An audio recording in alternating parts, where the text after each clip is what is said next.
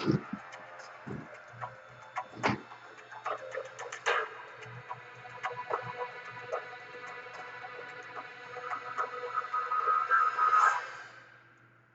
guys, welcome back to Comic Book Corner 2.0. That's right, guys, you're with me, Mike Spiderslayer, getting ready to do, that's right, Mike Spiderslayer's Comic Book Countdown. It's another week of great comics, maybe not the huge week of, hugest week of the month, but nevertheless, we got comics to review, so let's just jump right into it. This week we got 12 books all together, and I'd say not really many bad books this week. If you see lower rankings of certain books, it doesn't mean that they were necessarily bad. There was just a few books that were a little bit better than others, in my opinion. So with that being said, we're going to jump to number 12. So sad, Mr. Deadpool. I am just not having it. I gave this series another try and it just wasn't for me again. And I thought actually this book had to do with Superior Spider-Man, and actually that's not until the next issue. So I'm forced to get the next book because I want to see how Superior interacts with Deadpool. The best thing about this issue was the cover. You got great artwork on the cover art with great whites. This issue had to do of a little bit of a spoof of making fun of Aquaman. Deadpool is his main objective here is to take out all these people with superpowers to get Michael, who is one of the other main characters in the book, to keep him to survive. But the humor in the actual book is just not funny to me anymore. I guess I'm just outgrowing Deadpool. When you got Michael here lifting up his kilt, and when you have Deadpool in the water saying that something about his farts in the water, which is just very, just very childish in a way. And again, it kind of makes fun of Aquaman, how he can summon people in the water. The artwork was pretty good. It was something to look at, but again, it's just not really doing it for me. And I think after this story arc, I'm probably going to drop it. I want to see how Superior Spider-Man dives into this whole thing. So I'm going to give it a 2.5 out of 5 stars. Number 11, Avenging Spider-Man, issue number 20. This book here is done by Christopher Yost, and the artwork is done by Marco Cicchetto. And the artwork is something that's its highlight in this book. I truly do love it. And the actual story continues here with Superior gathering the Sinister Six team. What he's going to do with them, I'm not sure.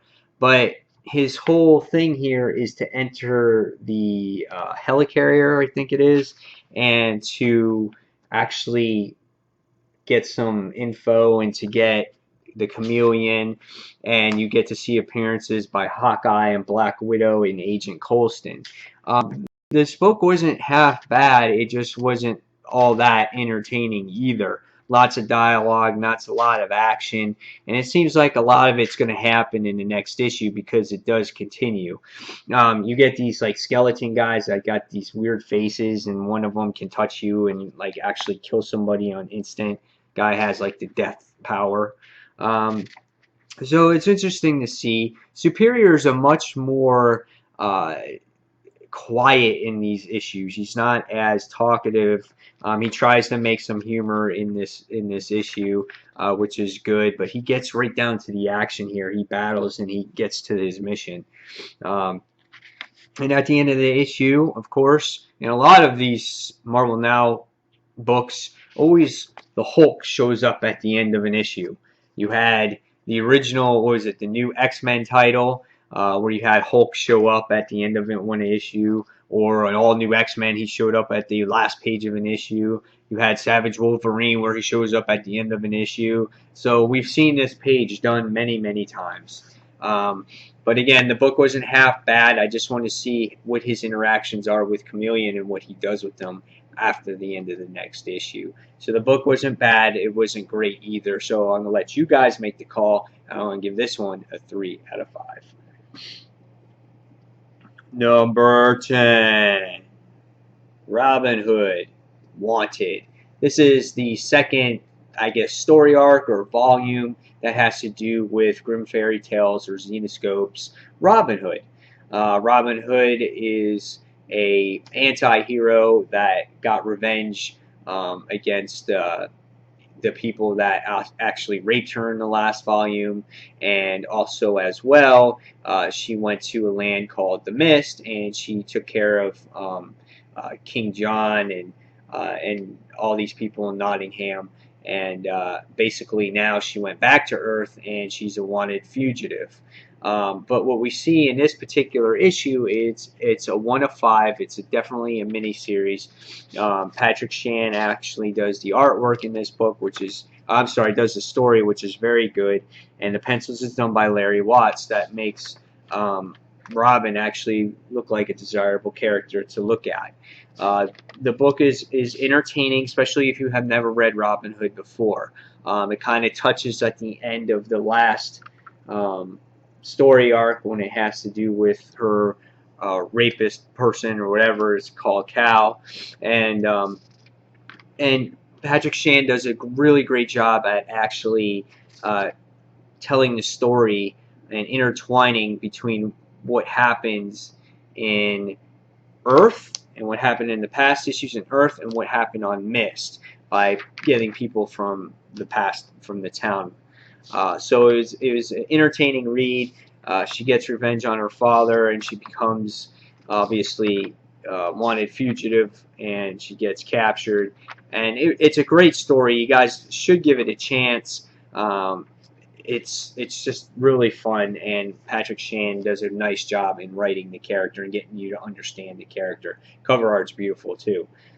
So I'm going to give this one a 3.5 out of 5 stars. This is a really good issue. I enjoyed it. Only reason why the grade's not higher because it's more like an origin tale if you have not read the character before. Number 9. Iron Man 258.2. That's right. This takes place in 1990 between the what is it called? The Armor Wars 2 story arc. And what's been great about this series so far is that you get David Michelin and I'm sorry, what's his name? David Ross that does the art in this book. And I said this last week with the .1 issue is that this is the Iron Man that I've always loved. A little bit of cheesy stories, cool tech, little bit of humor, lots of firing, lots of action, you know, hot chicks with freaking large ass guns. And I mean, literally, this is typical like 90s style stuff right here. And I enjoyed this book. It has to do with Lacosta, and that's Tony Stark's girlfriend, Ray, is her first name, and as she was in the human form. And in this issue, you get to see the end of her, I'm pretty sure, for now. And we can see Tony's all upset, and it's pretty cool because Tony's actually fighting himself. It's like a virus or something. It's like a computer or whatever that he's fighting himself, and he can't do too much tech or he'll get spotted or whatnot. But it's a fun read. It's interesting. It's like a typical 90s tale. Someone mentioned in the comments below when I got the haul that too bad it's not a 90s price, and I agree 100%. But it's a great read, and I'm actually enjoying this better than that current Iron Man title that's out right now. So I'm giving this one a 3.5 out of 5 stars. Number 8. I did a actual review on this book on my channel just I think two videos ago, and this is done by What the Flux Comics, and it's called The Reckoning, and this is a mini series. This is 1 of 9. This came out last year actually, and I think the trade is out for it. If you go out on whatthefluxcomics.com, you can probably pick up this issue. They're a independent creator type of company like Image, And this was one of these books. And The Reckoning has to do with a survivor of a not cruise ship, but a scientific ship or a whaling ship or whatnot that was been attacked by some mysterious sea creature. This has that 1950s or 60s feel to it, where King Kong was big, or Godzilla, or crazy ass creatures, mythological legends like the freaking Loch Ness sea monster and shit. So this was like like a big kraken that comes out of the water and takes all the people underwater and kills them all. And our main character finds that she has woken up on the ship called The Reckoning, and she tells her story. And what was really good about this story is that she tells it so you get a feel of what happened to her while she was on the ship before the ship got destroyed by the monster. And now she's on this ship, I keep saying cruise ship, this actual ship, battleship called the Reckoning, that now is going to take on this creature. Definitely an interesting story, something that's totally different. I really enjoyed this book, and I gave it a 4 out of 5. Jimmy Pearson is the writer. 4 out of 5. Check it out with the Flux Comics. Number 7. The Walking Dead, issue number 110. Walking Dead has been on a really slow point at this time. Only reason being is because it's building up for the next big story, and that has to do against the Hilltop members, Rick's group members, the Kingdom's members, all teaming up to do battle against Negan, or take out Negan. And what's going to happen, I don't know. But at the end of this particular issue, you get to see a preview of the next issue, and this is this right here, I guess. I don't know, but Negan's psycho on that picture. But in this particular issue, you get to see you find out Cal, if he's a traitor or not, and telling Negan that the Hilltop and Rick and everybody else are coming after him. Also in the issue, you get to see great character development with our new character, which is Ezekiel, which is this guy right down here. And that was really cool to see. Michonne wants nothing to do with Ezekiel in this issue, and she actually says, "Cut the shit," because she feels that he's all of an act. But in this story, you get to learn kind of like the origin of Ezekiel and how him and Michonne's relationship will either falter or move forward. So this was an interesting tale. No action really, but again, it's building up to the next story. And I gave this one a 4 out of 5. Number 6. Star Wars issue number, what are we on now on this bad boy? 5. That's right. Love the covers in Star Wars from Dark Horse. Great covers with Han Solo. The facial recognitions are like to the T. And you got Chewbacca here, and it has, the title is "The Empire is One Step Ahead," which is very true in this particular issue. The book is done by Brian Wood, and the art is done by Carlos Denanda, which I will focus on every time I talk about this book. Maybe I'll have time to do still an individual review on this, but this book visually is something to be proud of. It's just a spectacle to look at. Huge explosions. Again, characters like Boba Fett make their appearance in this particular issue, where you see right here, and another bounty hunter that you're all familiar with, if you're a Star Wars fan, is Bossick. And in this issue, you have 2 stories going on. Leia gets shot down, and you have her X-Wing squadron trying to basically rescue her, to convince her not to leave her to die, because you see that here as her ship is actually falling. And the other story is you have Han Solo, who's in the underworld of Coruscant, and he's trying to escape from being captured from the Imperials or from Boba Fett or Bossa, because he's got that huge bounty on his head. And we get to meet a new character in the story, and her name is called Perla, as you can see here. And she works for the Imperial Center Sanitation Department, and her goal is to try to rescue Han Solo for a price, obviously, and to get him set free, which is really awesome. And then at the end of the issue, you get to see none other than Darth Vader, looking at, thinking about Luke Skywalker, and you get Moff Tarkin's actual replacement. So really great issue, great stuff here. I really enjoy this book.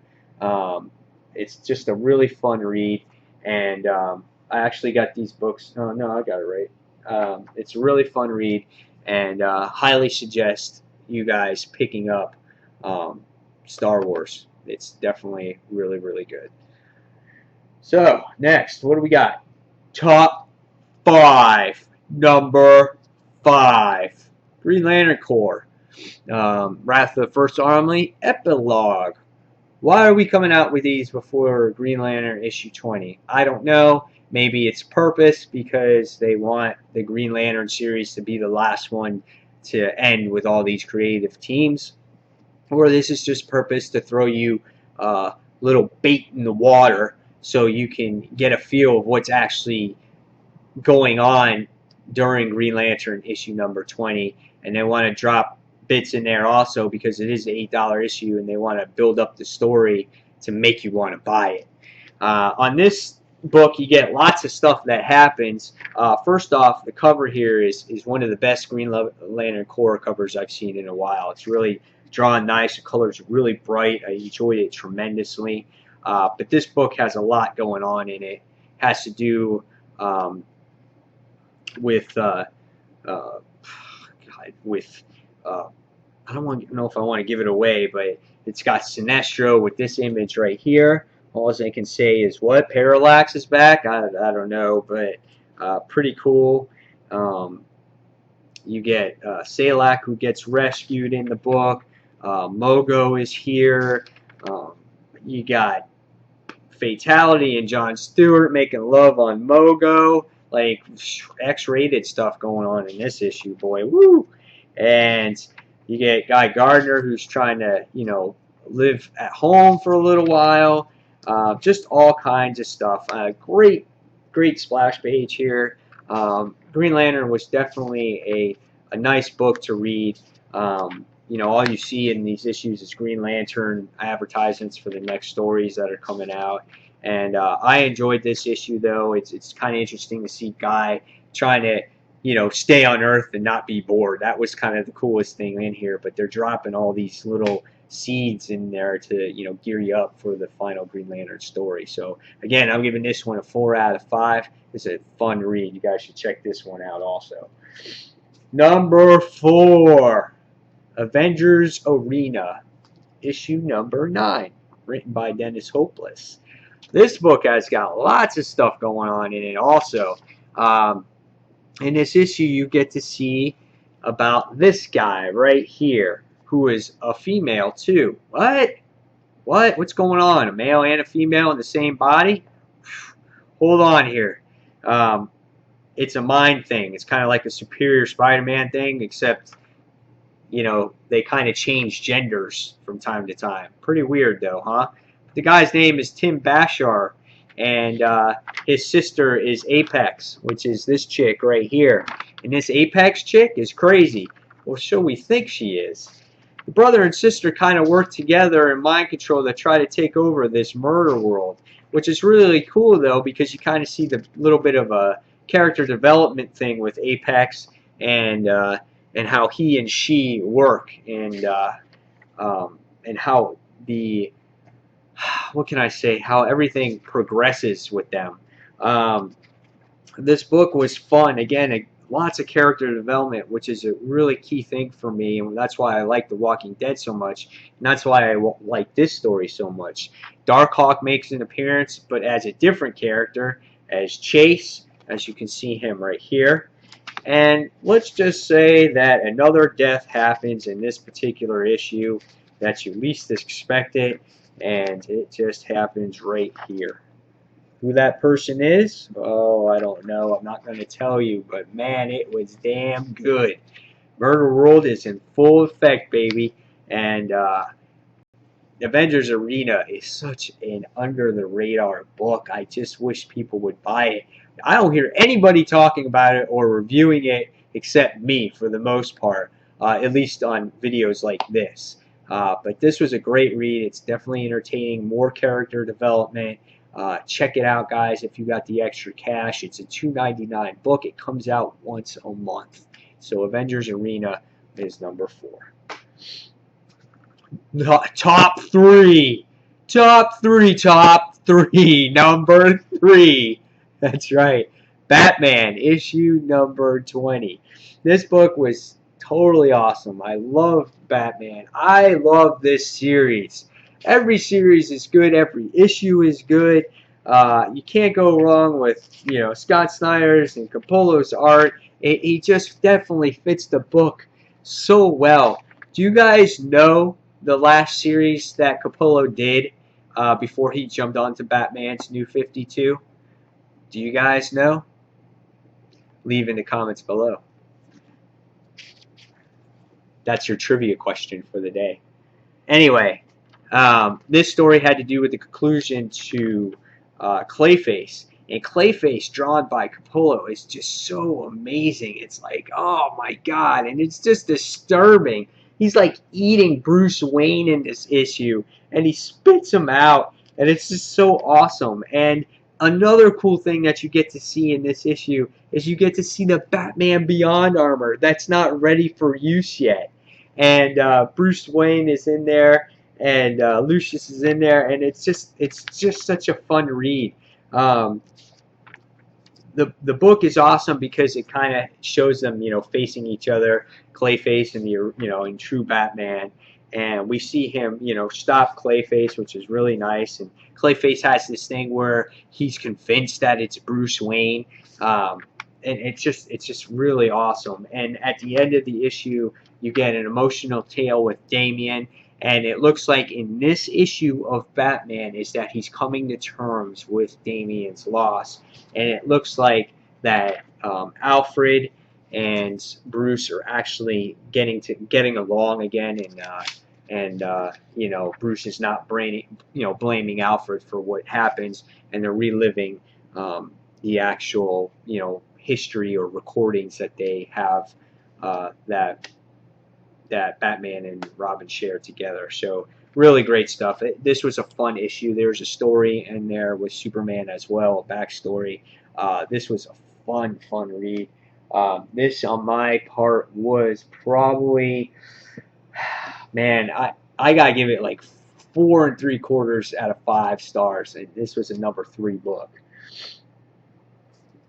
Number 2 is Justice League of America, issue number 3. This book was awesome. I love this series. Jeff Johns is just going all out with this series, and he makes Catwoman shine in this book, and it makes you kind of, I don't know, like her as a character. She's sexy but witty, nice to look at, and it's just she likes to have fun in the issue. Here's the actual cover. Really great stuff. This book actually opens up with Stargirl in it, and it's just a slap in the face for her because Amanda Waller wants her as this spokesperson for the team, and she gets just knocked on her ass for doing it. And Amanda Waller's are grabbing her by the balls to say, "You're going to do this, or else." You got to read the issue for that. The art has been good. Great introduction page here with the characters, the evil Justice League, and all the main characters of Justice League of America, which was really nice to see. You also, you get to see this battle between these characters, which is really good. Vibe is just hysterical in this book. I just love the character. Jeff Johns just does such a great job in writing him as well. And I wish that he was still on that Vibe book, because I think he could have made the character tremendous and make him to that next level of where he needs to be.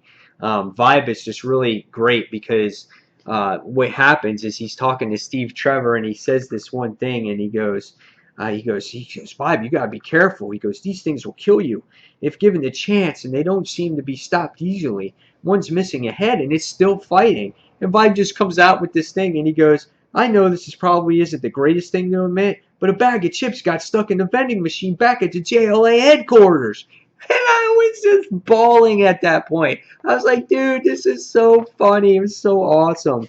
And the whole thing is that um, the group is trying to get to the what is it? The society, the secret society, and they use Catwoman as bait in this issue to get captured.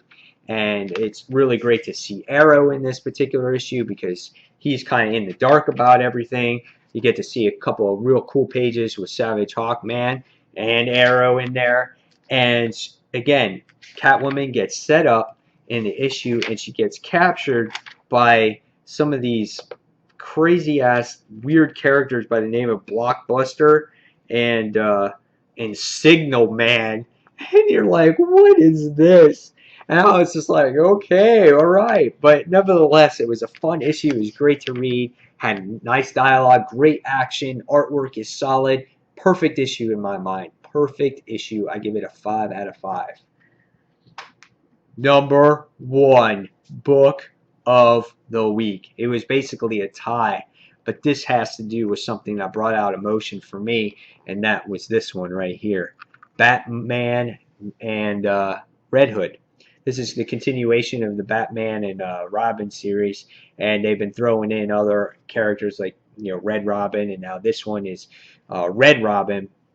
Cover is tremendous. Tomasi is the writer of this book, and the actual story makes up for the little bit of the lack of artwork that I didn't enjoy at times, especially when it came to Bruce in this particular picture right here. This is the one thing that bothered me. When you look at Bruce, his head's really small, his chest is really big, and it almost looks like he's looking behind him, or he's like his back is his front, if that makes any sense. But this issue has to do a lot. It continues from the last story, which I didn't think would. And Carrie Kelly's in it. Talks to Bruce Wayne about where's Damian. She gives him his money back, for acting lessons. Alfred actually gives her a gig at taking care of the Great Dane, which is a story to tell, I guess, in the future, possibly, like where her involvement is. I'm not sure, but she's obviously seems to be like this character is going to go forward in this actual series. But the cool thing is that you get to see Jason Todd in this issue, and he goes out on this secret mission, and him and Batman team up together, and they do short work of what was going on in the issue. And Jason's just like, dude, Batman, you didn't really need me here. And Bruce uses Jason Todd to bring him back to the point of where he actually died. And it was just so heart-wrenching, because you just feel like, God dang, Bruce, you're a dick.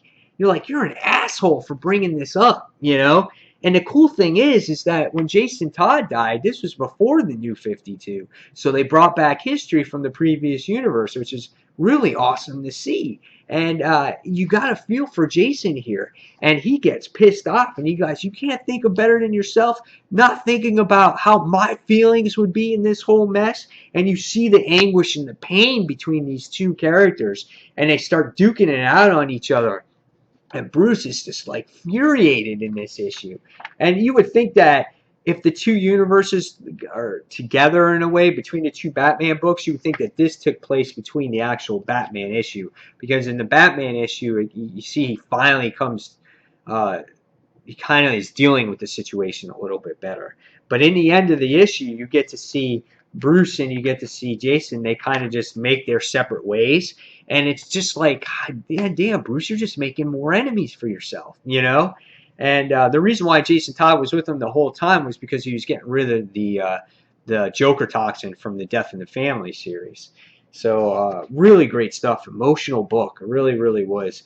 And at the end of it, you get to see Two-Face in the actual last page, and then Batgirl is going to be teaming up with uh, Batman in the next issue. So this book for me really stuck out. This is one of the first books that I read in the week, and I read it like last Thursday, and still today I just remember putting it down going, God dang, this was awesome. I really, really enjoyed it. So I think that's why it gets maybe the #1 nod. But between these two books, they were like #1 in both my eyes. I really, really enjoyed them. So that is it, guys. That is the haul for this week. Answer the trivia question below if you know it. It's just a little thing out there, who did, what was Capullo's last project before the Batman book, if you guys, and I actually read that series. But tell me your thoughts below and what you thought of this week's comics. What was your #1 book of the week? And guys, until the next comic book review, this is Mike Spider Slayer signing off, and thank you for watching Comic Book Corner 2.0. Thanks, guys. I see you real soon. Bye.